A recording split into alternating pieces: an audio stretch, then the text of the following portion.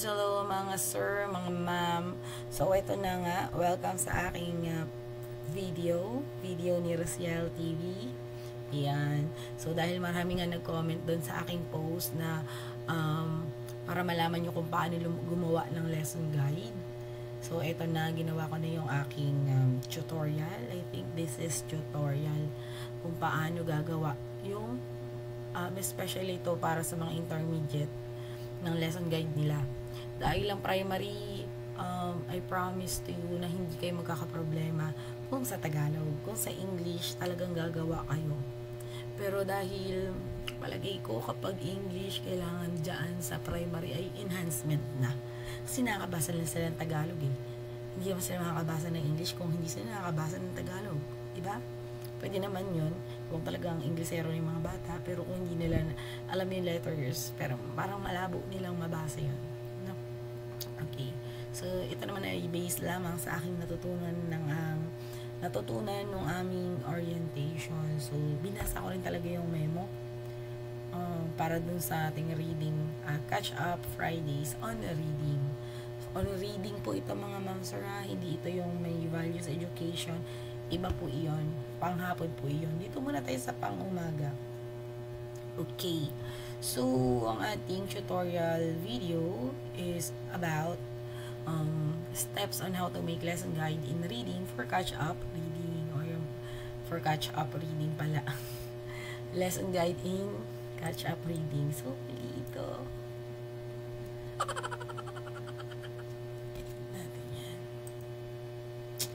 Hindi na siya ma-delete dahil. Sige, basta yun. Basta kung paano gumawa ng lesson guide sa catch-up reading ba. Okay, so merong apat na importanteng dapat natin gawin bago tayo mag-proceed sa paggawa ng lesson guide or lesson plan. So, iba yung components nitong pang catch-up Friday. Hindi po ito sa naka-base sa components ng DLL, no? Hindi po natin siya kailangang i-base sa DLL dahil ang sa DLL ay pang-klase, pang-lesson. Itong catch-up Friday na ito ay pang-remedial. Iba ang atake natin dito mga ma'am and sir. Kaya yung mga namimili dyan na pabili naman po ng DLL, ay hindi po DLL ang gagawin natin dito. Gagawa lang po tayo dito ng lesson guide. So, meron tayong tatlong paraan para makapag-proceed tayo sa paggawa ng lesson plan or lesson guide. I mean, lesson guide. It's not lesson plan. Okay? Because it's not a lesson. It's a remedial. Teaching guide na lang pala. So, teaching guide. Mas maganda pala tawagin siyang teaching guide. So, first, you need to assess your students. Siyempre, paano natin malalaman kung saan ang kahinaan ng ating mga bata kung hindi natin sila i-assess. So, primary, kailangan ng Carla. And sa intermediate, kailangan ng Phil-Erie. Sabi doon sa orientation, Phil-Erie. Pero para sa amin, kailangan natin ng ORT. Okay? Kasi ang Phil-Erie is for comprehension. Paano malalaman kung may comprehension yung bata kung hindi siya nakakabasa? Pero hindi mo naman siya maririnig dahil ang Phil-Erie ay silent reading, di ba? Pero alam ko meron din siyang bago lang kasi ako sa intermediate kaya nandun pala kami sa GS. So medyo mas gusto ko yung ORT dahil ito ay oral reading test. Alam mo yung capacity ng bata. Di ba meron tayo dun classification na siya ba ay NR, non-reader, siya ba ay syllabic, patigan lang yung nababasa niya, slow, nakakabasa pero mabagal. And meron tayong average. Tama lang ang kanyang pagbasa. Hindi siya mabagal, hindi siya sobrang bilis. And fast. So, ito yung talagang mga batang masisipag magbasa kahit nasa bahay lang.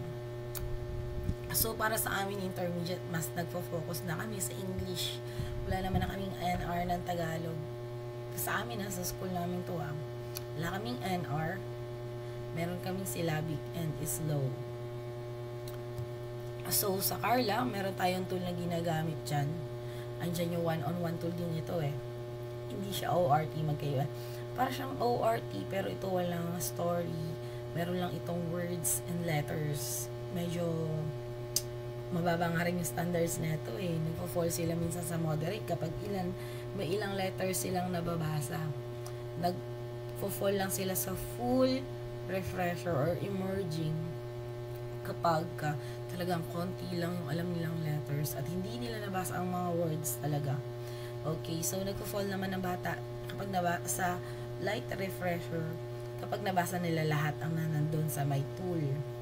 Okay, so pwede mo nang, kapag nagawa mo na yung assessment na yan, pwede mo nang makategorize yung learners reading ability ng bata. Ayan. So, malalaman mo na kung full, malalaman mo na kung moderate, and malalaman mo na kung light refresher. So, itong tatlo na ito, mas naipaliwanag lang ito sa primary. Diba? Mag-agree kayo sa akin, mag-comment kayo sa akin dyan kung naniniwala kayong mas naipaliwanag lang yung pang primary. Sa intermediate, parang hindi nila pinaliwanag, hindi nila tayo binigyan ng lesson guide ba? Wala silang session guide na i-provide. Para talagang kanya-kanya talagang gawa to. Pero talaga namang kanya-kanyang gawa. Pipili lang talaga kayo ng anong tawag doon? Pipili lang kayo ng competency na kailangan yung balikan, na kailangan yung i-remedial. So, kapag na-determine mo na kung anong kailangan nila, kung anong kung anong kanilang category, pwede ka nang gumawa ng lesson plan. Pwede mo na i-prepare kung ano yung mga kailangan nila. Pero hindi ko naman basta-basta magpe-prepare. Ito gagawin ko basic sight words. Ito gagawin ko magsi-CBC kami. Syempre, hindi pa yung ganun. Meron pa silang mga pasikot-sikot. Tignan natin yung kanilang orientation PowerPoint presentation. So, yan, na-discuss na yan. Hindi ko na inuulitin. So, itong talagang primary, talagang kompleto talaga sila. O, ayan, may map pa sila. May decision tree sila. Sa intermediate, pinagwalang bahala na ba? Wala silang decision tree. Yung teacher na lang doon na magdedesisyon kung ano yung kailangan ng mga bata. So, yan. Meron silang activities for enhancement. Ano yung enhancement? Ito yung mga batang okay na. Nakabasa na. I-advance mo na sila. Yan yun. So, kung Friday na, kasi yung mga bata mo ay star section, yung mga magagaling na magbasa, may gagawin ka pa rin, te. May gagawin ka pa rin, ma'am, sir. Gagawa ka pa rin ng reading nila, reading activities nila, ng pang-advanced level na. Halimbawa, grade 1 na bata mo ngayon, pwede mo na silang kuhanan ng mga milks or what do you call this, ng competency ng pang grade 2. Diba sa pang grade 2, may CBC na, may sight words na, yun na. Yun na ituturo mo sa kanila para pagdating ng grade 2 ay ox na sila. Okay?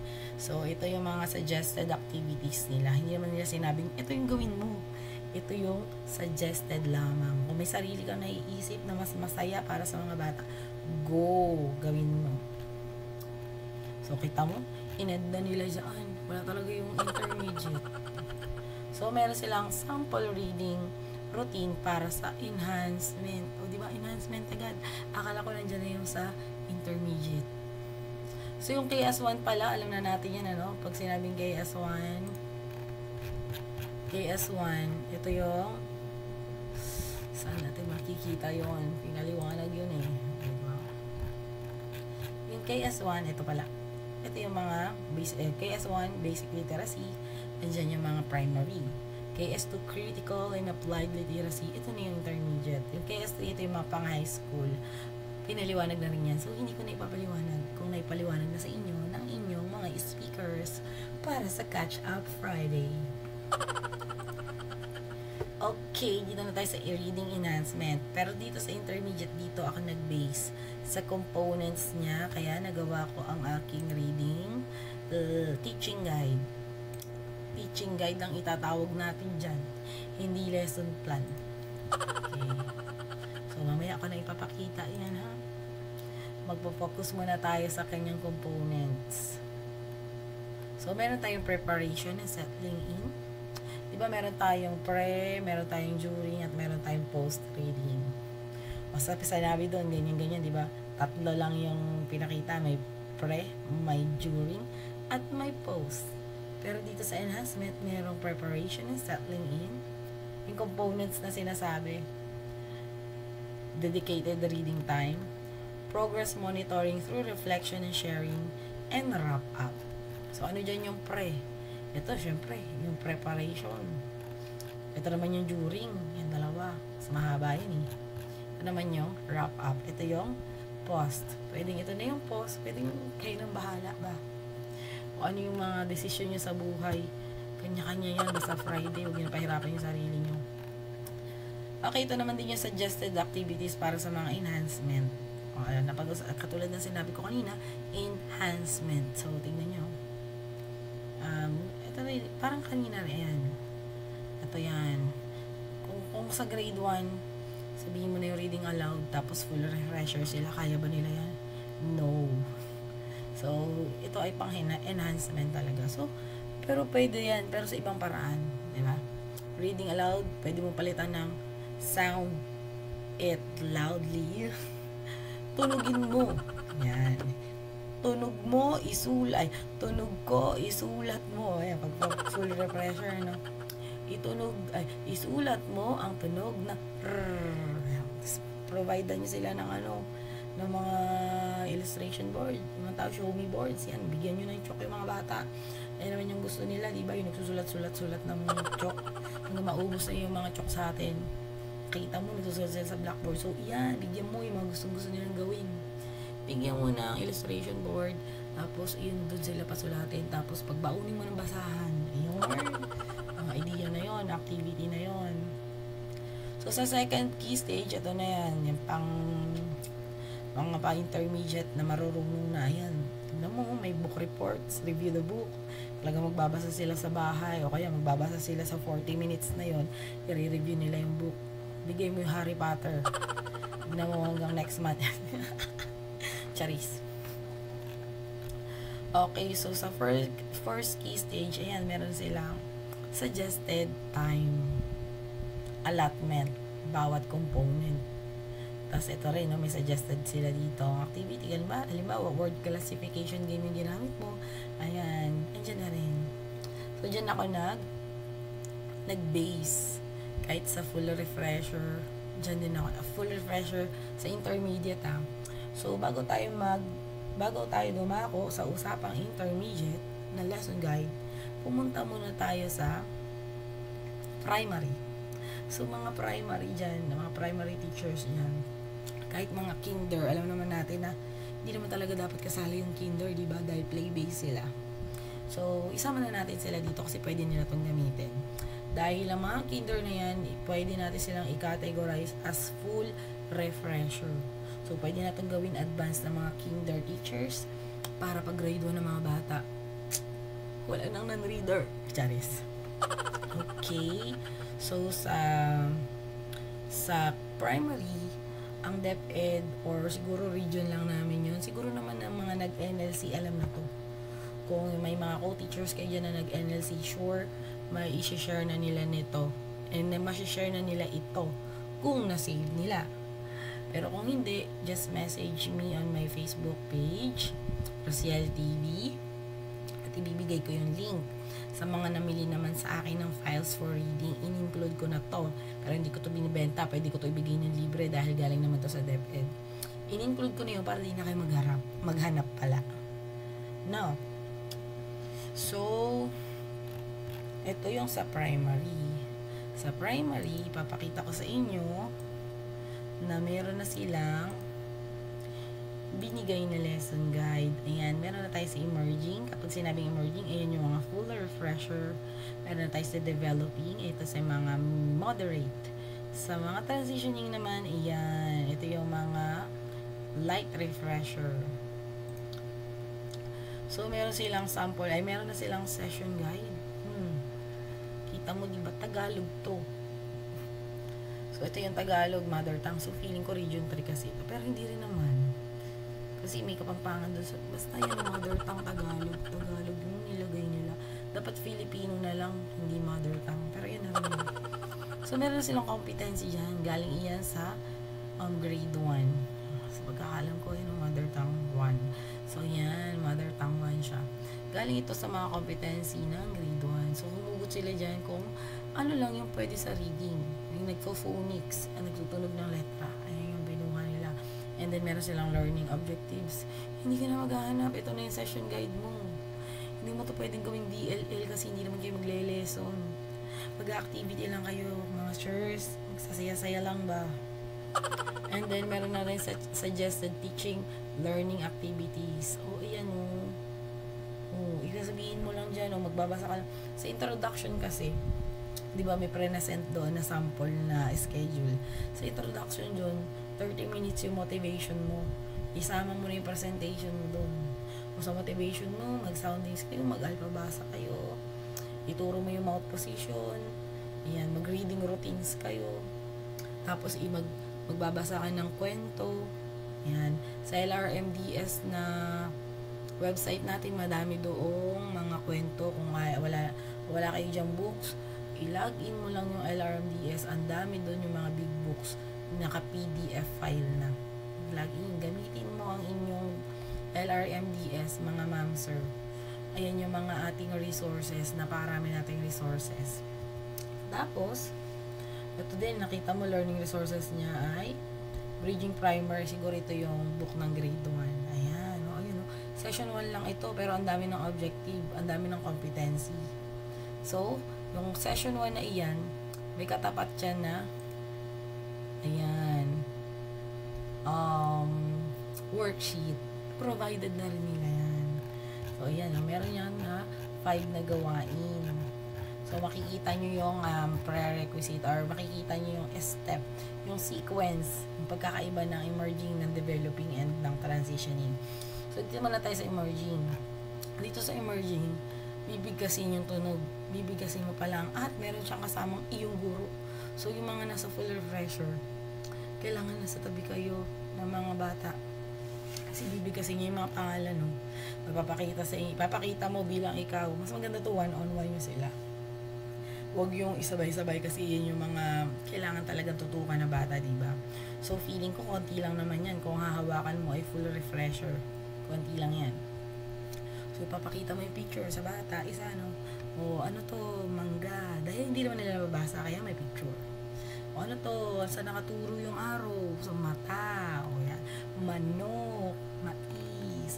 O, saan nagsisimula lahat yun? Sa, okay. So, paulit-ulit mo kanya. Siguro, mga 2 times o 3 times mo pa. Ulit-ulit. Ipa-recognize yung mga nasa picture. And dito naman sa gawain 2, makikita mo, meron na lang na picture. Ngayon, may gagawin na sila. Bibilugan na nila yung larawan na nagsisimula sa letter M. Pero ako, nung nag-NLC kami, ang pinagawa ko talaga dyan, kulayan mo para magtagal ka ng 40 minutes. Charis. Okay, so pinakulayan. Pwede mong pakulayan, bahala ka. Pwede mong, gawin star. Kasi hindi naman nila nababasa yung bilugan, di ba? Kasi nga, full refresher sila. So, pag mo star, lagyan ng star, lagyan ng heart, lagyan mo ng pentagon. Charis. Okay, so yan, no? So, makikita mo dito yung level ng bata. Kung naiintindihan ba nila yung pinagsasabi nila, yung pinagtutunog nila kanina sa picture. So, ano dyan yung mapapansin mo? May saging, Bessie. May saging, mga ma'am and sir. So, ano nagsisimula to, anak? Sasabihin mo, ma'am, saging. Binilugan ng bata. Ay, bumalik ka sa gawain naman. Huwag mo siyang pasagutan dyan. Kung sinagutan niya yung saging, ipaulit mo yung gawain 1 hanggat hindi niya nakukuha na ang tunog ng letter M ay Okay? Okay, pagkatapos ng gawain 2, hindi niya na binilugan ng saging. Very good na siya. Very good. Bigyan mo ng candy. Bigyan mo ng candy, syempre kailangan may reward yung bata para ma-inspire sila. Kahit yung honey, ganun, mahal lang ng honey, isa na yun, pero kailangan mag-prepare ka talaga ng reward. Pag star, okay, sige, sa grade 1 effective pa yun, sa grade 2 effective pa yun, samahan mo ng candy. Mo yan, magbabasa yan, effective yan sa mga bata ko nung nasa grade 2 pa ako. Lagi may candy. Kahit nga sa grade 5 ngayon, may candy ako pero yung mga level up candy na gano'n yung flat tops, gano'n. Okay, dito na tayo sa third na gawain 3. Na-recognize na ng bata yung tunog, no? Kailangan naman hindi lang nila na-recognize kung ano itsura ng M. Kailangan syempre may susulat na nila kung paano isulat yung letter M. Yan. So, yung session na nila, puro M lang, di ba? Ayan na. puro M lang. So, yan, babakatin. Pagkatapos magbakad, ano susunod? O alam na nila itsura. Alam na nila ngayon isulat. Ngayon, makitpapansin nyo, wala na yung mga picture. Letters na lang. So, marirecognize na ng bata dyan. Saan ang letter M? Kulayan yung mangga. Tawa ko na, naalala ko yun sa NLC. Nag-color siya dyan, yung mangga niya, color brown. Color brown. Pero pag hayaan nyo lang yung mga bata, yung gusto niya, yung ibang makulay pa rainbow eh. Pero daw maganda, colorful ang kanilang mangga. So, ayan. So, pag nag-color sila sa letter C, ibalik mo na naman sa gawain 1. Hindi pa rin nila yan naiintindihan. Pag gano'n na yung bata nyo, ewan ko na lang. Okay, dito naman tayo sa gawain 5. So, hanggang gawain 5 lang to. Alam mo yung bakit? Yung gawain 5 na yan, naubos talaga yung oras sa NLC talaga dahil pagkatagal ng bata ng mga full refresher. Okay, kasi yung mga hawak ko yung mga kinder incoming grade 1. So, in-include ko na sila as full refresher. Okay, so dito sa last na gawain, ma-matching type lang nila. So, kapag minatch nila sa orasan, hindi alam nila yan. Baka alam nila dyan ay hindi ko na maintindihan kapag minatch pa ng bata yan. Talagang hindi niya naintindihan kung ano yung letter M. Okay, so tapos na tayo sa full refresher. Tapos na tayo sa emerging session guide or lesson guide. Pumunta na tayo sa saan na tayo pupunta dahil? Oh my God, pumunta na tayo sa developing. Ayan. Kung makikita nyo yun sa developing. Ito na ang kanya. Meron din siyang session guide. Kaya yung mga primary dyan, wala kayong iintindihin, wala kayong kailangan bilhin. Kailangan nyo na lang talaga magdagdag ng fun activities. So, magpo-provide ako sa mga videos ko. Ayan, mga fun activities. Para may maisip din kayo, may share ko rin sa inyo, may pagawa nyo rin sa mga bata. Yung mga pwede lang din sa primary. Kasi nasa intermediate na ako eh. Okay, so ito na yung developing. Ito na yung mga moderate. Ito ibig sabihin, tignan nyo yung last session 1 niya. Madami din. So dito, una, tell, whether i-rhyme din. May rhyme, may produce, may give the name of the pictures. Ayan. So meron na activities. Makikita mo. So, ito naman yung kanyang worksheet. Moderate. Ito yan. Developing. Ito, tignan nyo yung kanyang session. Week 1, session 1. Yan. Tignan nyo, dumiretso agad sa pagsulat. Ibig sabihin, alam nila yung tunog. Pero hindi nila kayang isulat. Ayan. Pagkatapos nilang isulat, mag-check na sila kung ano yung nagsisimulang tunog ng letter M. Pagkatapos nila mag-check, susulat na nila kung ano yung initial dyan. Puro M yung susulat nila. Pagkatapos nila isulat yung M, bibilugan na yun. Papansin mo, magbabasa na sila. Pero kahit naman tignan lang nila yung first letter dyan o M, bibilugan daw nila yung letrang M sa bawat salita. So, yan, bibilugan. Kita nyo, maglaki yung pagkakaiba niya sa full refresher or sa mga emerging curriculum. And then, meron na ganyan na. So, ayan na yan sa moderate. Pumunta naman tayo sa transitioning. Tingnan natin yung sa transitional. Ayan, nakalagay. Transitional, mother tongue and Filipino. So, dalawang subject. So, dalawang competency. Pwede nilang kumuha dyan ng dalawang competency. So, makikita nyo, review the target letters first before phonics instruction introducing the words. Words na agad. Alam na nila kasi yung letter. Alam na nila yung sound. So, tingnan natin yung worksheet. Meron na rin yan. So, yun na. Magsusulat na sila. Magbibilog din. Transitional ito,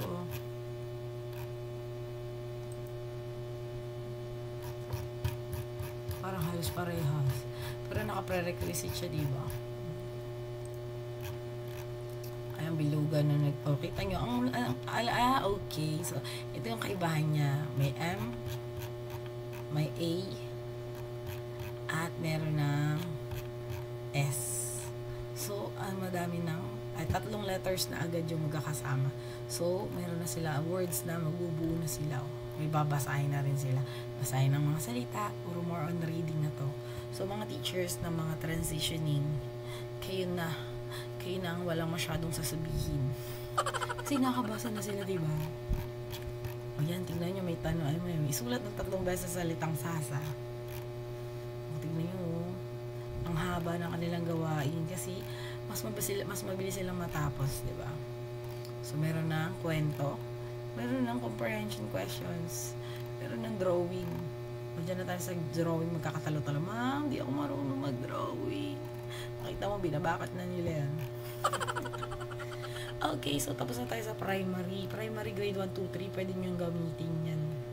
Pero kung grade 3 kayo, tapos nandun na kayo sa transitioning or nasa light refresher na kayo, pwede na kayo sa English. Pero wala akong mapapakita ang session guide sa English. Kung mag-a-avail kayo sa akin ng aking mga reading files, marami doon magaganda, promise. Pwede ka na lang magbigay ng worksheet. Tapos pwede mo na lang i-transfer sa PowerPoint. Pero may mga PowerPoint presentation naman ako doon ng basic sight words. Yung ganyan. So, mamili ka na lang kung ano yung kailangan ng mga bata. So, diba, nasa sa inyo kung ano yung kailangan ng bata nyo, kung ano yung kailangan nila matutunan, kailangan nilang balikan, ano ba yung hindi pa nila natutunan. Lalo na dito sa primary letters pa lang, sounds pa lang, blending pa lang. Wala pang komplikadong word. Anes, okay. So, tapos na tayo sa primary. Pumunta na tayo dito sa kami yung ba't yung boses ko wala ng pahinga mula Lunes hanggang Biyernes hanggang Inset. Ang boses ko ito nagdadinaldal pa rin kaya hanggang ngayon kahit madaling araw na I am helping you mga teachers ko because I love who follows Rosiel TV. Charis, thank you nga pala sa mga bagong followers. Mas tingit pa yun. Okay, so let's proceed on intermediate. So, di ba kanina pinakita ko sa inyo yung components ng enhancement? So, doon ako nagbase. So, ito ang aking ginawang reading program lesson guide. O, di ba? Hindi ko naman nilagay reading program lesson plan. Guide lang, beshi. Gusto ko mapalitan ko na yan eh. Gawin ko na lang teaching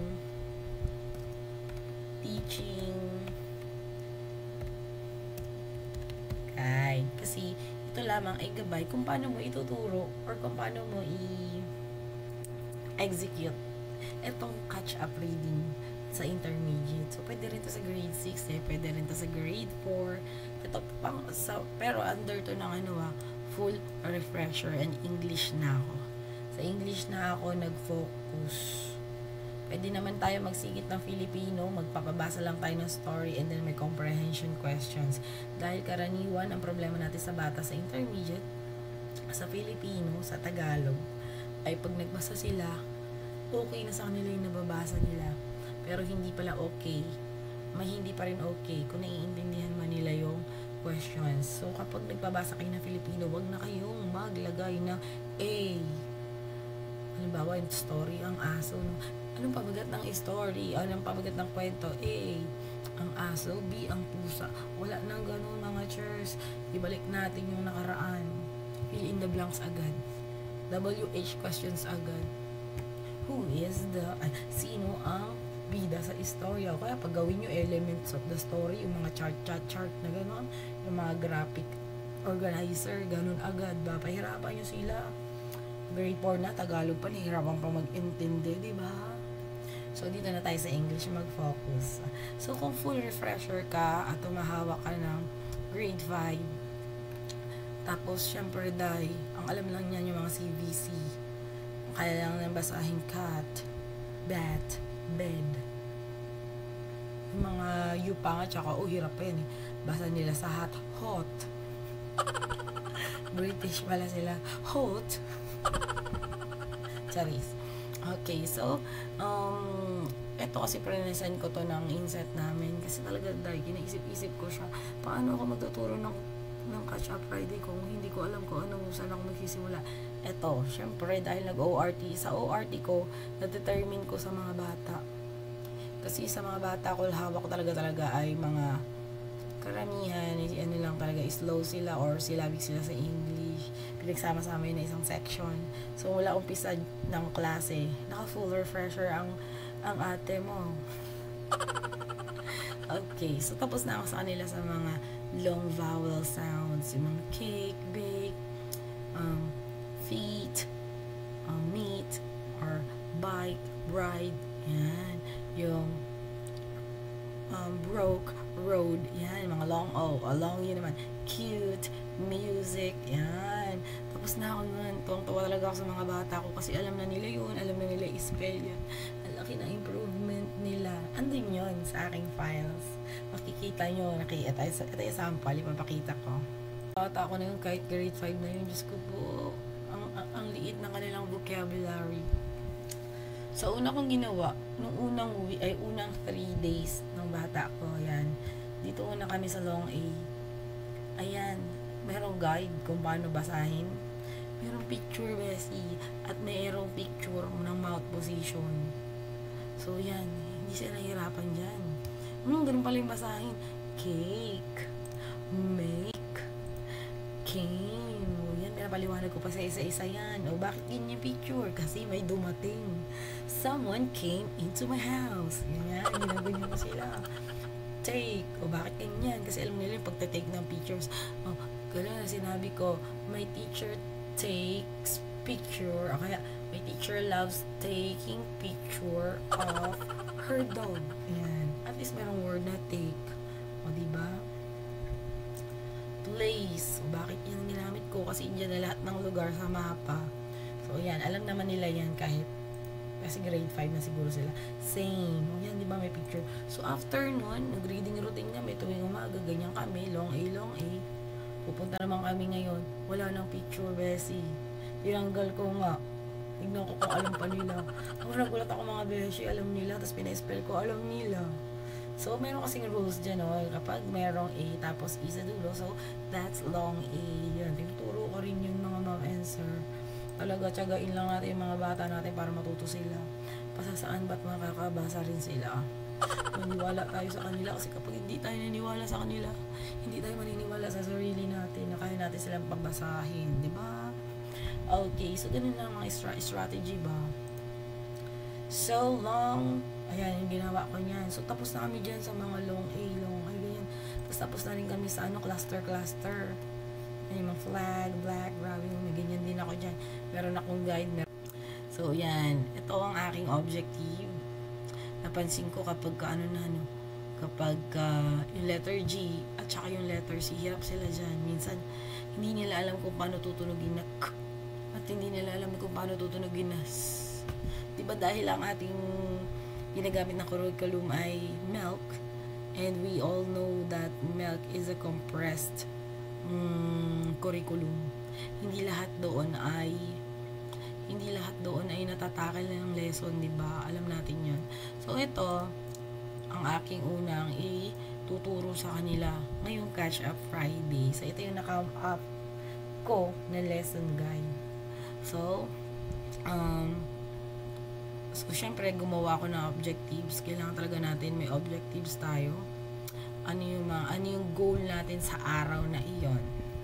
And then sa yung content niya, mga kung halimbawa cluster nahihirapan yung bata nyo, huwag kayong mag-focus sa lahat ng cluster. Ma-overload ang kanilang mga utak kung full refresher sila. Halimbawa BRBL, ayan, BRBL lang kayo mag-focus. So BRBL na clusters. Ayan. So para hindi rin kayo mahirapan sa araw na yun. Tapos marami nila kayo activity paggawa. Diba? Okay, so yung content, ayan. And then yung reference ko, makikita natin yan doon sa aking Catch Up Friday files. Napakaganda ng mga chairs, mga mom and sir. So, syempre, materials, nilagyan ko na ng parang lesson plan. And then, ito na. Wala na akong A, B, C, D, E, F, G. Wala na akong mga MMA pa. Ayan lang, yung components lang kanina ng enhancement ang ginamit ko. So, preparation and settling in. Ayan lang, ganyan lang yung ilalagay nyo. Kung ano yung gagawin nyo. Huwag mo na ika-details. Pero, syempre, ako dinetail ko para maintindihan nyo. So, una, magre-review kami. May routine kasi kami. Ginagawa pa rin namin yung letter sound and letter mouth position. So, ipapakita ko sa inyo yun. On my Facebook page. Yan, o. Halimbawa, yan, o. Yan. Ayan ang aming routine. Ayan, sinasabi. Kasi, syempre, kahit grade 5 sila, kailangan natin i-refresh sa kanila yan. Ayun yung tunog, ayun yung mouth position. Ayan. Para kahit nakapikit sila, Alam nila yan. Okay, and then next. Saan na yun? After nun, ipipresent ko na kung ano yung dapat nila pag-aralan, o kailangan nilang balikan, o kailangan nilang remedial, yung SOP-C and SOP-G. So, gumamit lang ako ng video dyan sa YouTube. So, ito yung link, inilagay ko na mga naka-upload to sa aking ginawang file. Ando sa file ko yan, sa catch-up reading files ko. Nandun yan yung lesson guide. So, isusunod ko na lang i-upload yung yung PowerPoint presentation. So, syempre, meron kang hats. Siyempre, kailangan malaman mo kung nakinig ba sila doon sa kanta na present mo. So, i-discuss mo lang sa kanila ng bahagya. Discuss mo lang, ha? Wala kang masyado. Kasi kapag kapag catch up Fridays, hindi tayo ang facilitator. Hindi tayo magtuturo ng magtuturo. Konti lang, pakurot konti lang, gano'n. So, paano mo lang sa madaling paraan. Sabi ko dyan, kapag nakita nyo na si C, katabi si E, tsaka si I, o kaya si Y, ang tunog nun ay S. Kapag naman ganun din si G, pag katabi niya si E, si I, o kaya si Y, ang tunog na ay J, parang letter J. Okay. So, yun, naintindihan na nila. Pero para mas maintindihan pa nila at mas matandaan pa nila, ay, nag-rap talaga kami, day. Pakikita ko sa inyo yung rap namin. Wait. I'll show you. Ano ko pa lang to, i-apply ko pa lang to sa Friday. Sana ba yung rap ko? Wala. Ito. Siyempre dahil idol natin si Andrew, ipapakita natin yan. So, ganito lang. Kung ako naririnig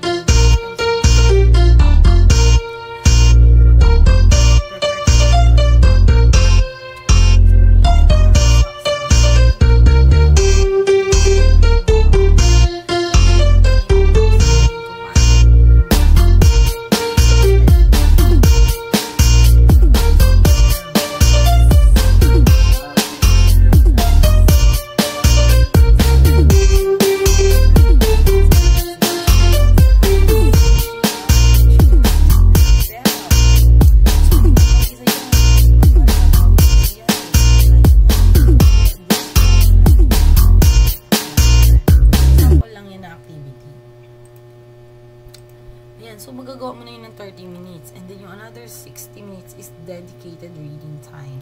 So pwede kang mag-prepare ng word chart, yan, babasahin niya, magsusulat sila, mag-exchange sila ng mga klase niya ng idea. So ano yung mga nabasa, pasulat, paramihan kayo nasulat, gano'n. Tapos after nila magbasa ng words, syempre magbabasa sila ng story.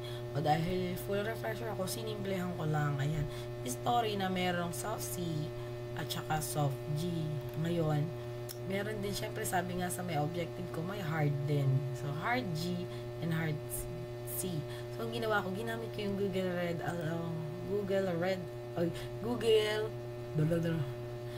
na ang bunganga ko. Google Read Along. So, ginamit ko na yung Google Read Along. Para, na-amaze sila ganun. Ay, wow, may ganun si Google, day. So, isa-type nyo lang, read along. So, syempre, dahil ang Google ang may-ari, i-click nyo yung Google. So, ano ba yung feature nito? Napakaganda. Lalo na kung isa-isa sila. So, magbabasa sila dyan ng story. So, kapag hindi nila nabasa ng tama, katulad yan, kapag di nila na-pronounce ng tama, hindi mo po ang video, okay ba? Let's read the letter C story. Diba, babasahin ko, cat. Diba, may star. Excellent, you are reading really well. Ako ng star, cow. So, that's the word with Great. Hard C. Car. So, babasahin nila yan, and then next niyan, meron ng phrases. Very good. Cuddly cute cat. Great reading, that was fast. Cat curls up on a cot.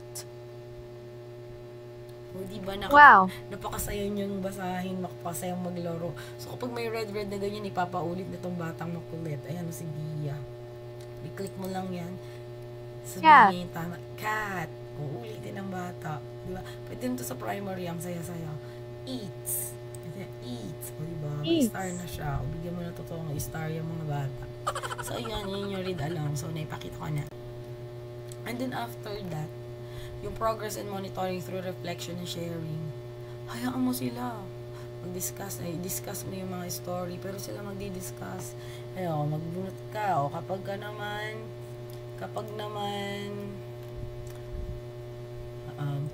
naman, halimbawa, para wag ka magtatawag, sinong gustong mag-share ng nabasa nila, o kaya sinong gustong magbasa ng words na nabasa nila, ay, wag mong hayaan magtaas-taas ng kamay. Bigyan mo ng twist. Yan ang gusto ng mga bata ngayon, may twist. So, meron dito sa aking files, yung mga interactive PowerPoints ako. May name picker tayo. Hindi ka maniniwala. So, meron tayong name picker. Ayan. So, kapag iyan, papakita mo lang, alang gustong magbasa, ispin natin yan. Sabihin nyo, stop. Sisigaw yan sila, stop, ma. Stop mo. So, tatawagin mo ngayon kasi na-stopan ng wheel. Pagod na ako. Okay, walang mapapagod sa vlog na ito. Okay, so ayun lang. Nandun yan sa files ko. Oh my gosh, na-endorse ko pa yung files ko. Diba, sabi ko sa inyo, hindi ako nagbibenta ng hindi sa katotohanan. Huwag kayo maniniwala sa mga, ito na yung mga DLL for reading catch up na yan. Ay, ba't kayo bibili nun? Hindi naman yun ang kailangan nyo. Diba? Bumili kayo kung paano nyo, doon kayo bumili kayo yung mga kailangan nyo, pwede nyo makuha. Tapos ilalapag nyo sa lesson guide. Diba? Hindi bibili kayo, mga ma'am. Tapos ituturo nyo yun. Tapos pag tinuro nyo, sasabihin ng bata, ay ma'am, alam ko na yun. Ba't paulit-ulit? Diba? Diba sabi, ikaw din yung mahihirapan, babaguhin mo rin yun. Hindi naman ako nagagalit. Nag-i-explain lang ako, ma'am, na huwag niyong bilhin yun. Pwede niyong bilhin yung yung mga files ko na pwede niyong kuhanan. Pwede niyong magamit. Magpo-provide ako doon ng pwede niyong kailangan. Gusto niyo i-PowerPoint ko pa yung mga developmental reading na yan. I-share ko doon sa reading files. Okay, and after ng discussion, babasahin mo sila sa harap. Huwag ikaw ang magbabasa. Doon sa harap, pagkasa mo magbasa, tanungin mo sila ora mismo. Comprehension skills na. Diba? Magagawa yun sa 40 minutes kasi mababagal sila magbasa. Okay, dito na tayo sa post-reading na to, mga post-reading.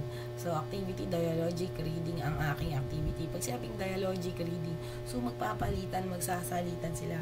So, learners will take turns on reading on the story. So, sabi ko dyan, yung first page, ikaw muna, yung partner mo, syempre may katabi sila sa upuan, di ba?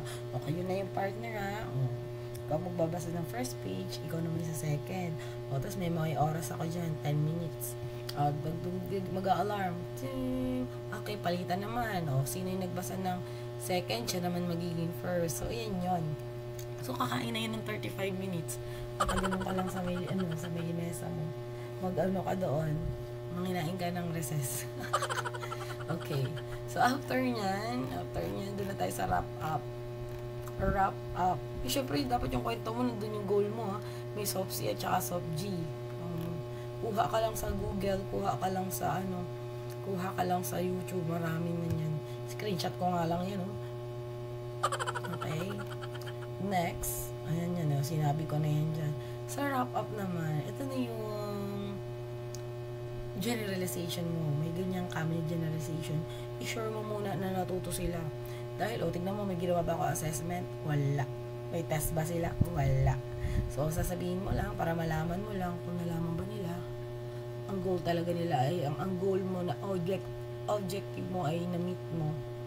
Tatanungin mo sila. Ano ang sound ng soft C? Paano mo siya babasahin? Kailan? Ano dapat yung katabi niya? Masasagot na nila yan. Ewan ko lang pag di pa nila nasagot dyan. Okay, tapos, para hindi ka na mahirapan, nag-provide na ako dito ng reflection sheet. So, isusulat na dito yung paano yung natutunan nila. Pwede nila dyan isulat yung remember. Ganyan. Tapos yung words I remembered, siguro naman may isusulat sila dyan. And then, things I can improve. I-check na lang nila, di ba? Hindi ka na nahirapan sa journal nila, Ay, lalagyan na lang yun ng date. O, ilagyan mo na lang date kung kailan. O, meron ka ng pang monitor. Meron ka pang portfolio. Oh my gosh, diba? So, yun lang. Doon ko lang tatapusin ang teaching guide. Ay, teaching lesson guide. Steps on how to make your teaching guide. Para to sa intermediate talaga. Na-share ko lang to para sa intermediate dahil talagang tayo mga intermediate ay so kawawa.